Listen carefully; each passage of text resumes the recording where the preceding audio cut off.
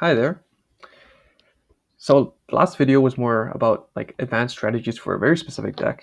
So let's take a step back and talk about where to start from zero, right? How do you rank up? How do you build a deck? How do you get better? So let's talk about the tutorial and grade up system. So at first, when you download the game, you need to go through the tutorial. It'll teach you generally the basics, how it works, what grade does what, and then you'll have to go through the story.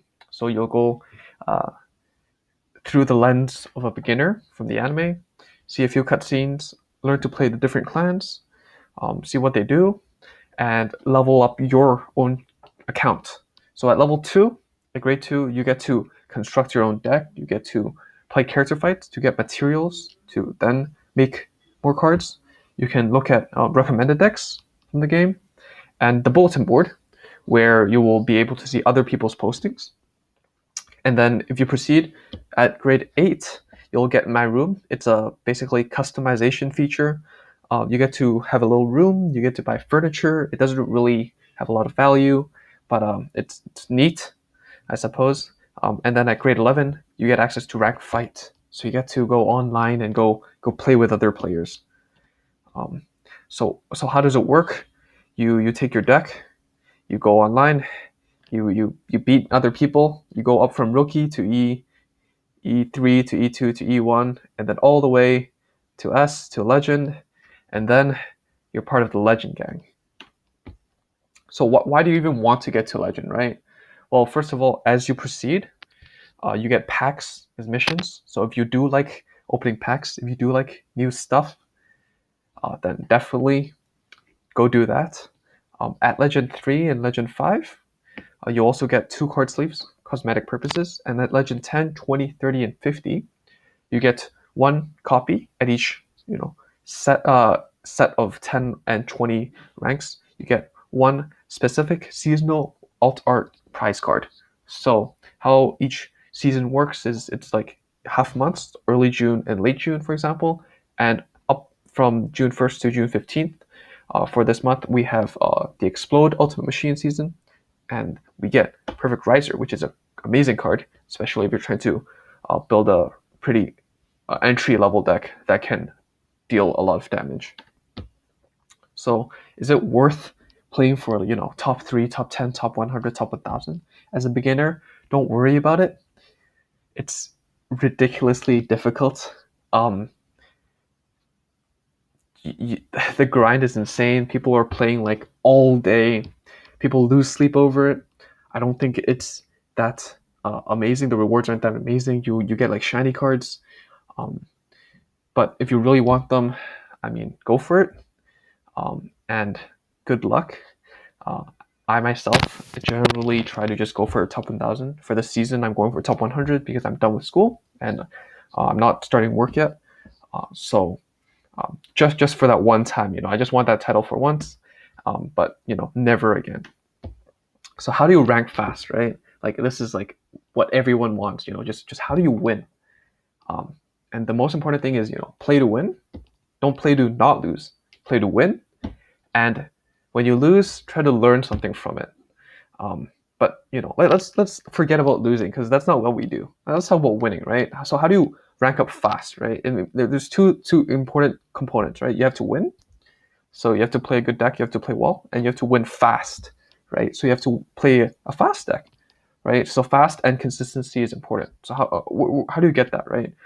So I think one of the most obvious answers would be having high crit pressure, right? If your Vanguard has extra crits and you deal more damage faster, then you win faster, right? I mean, the goal is to deal 6 damage. So if you do that faster, then you win and you get to play another game faster. So decks that do facilitate that type of strategy would be like MLB Perfect Riser, which is a seasonal reward. So if you do want to get that, now's your chance. Um, Other decks could be like Shadow Paladin, who gets crits. Um, but beyond that, yeah, these fast decks are great. But what if you don't really like that playstyle? Then play something you're comfortable with.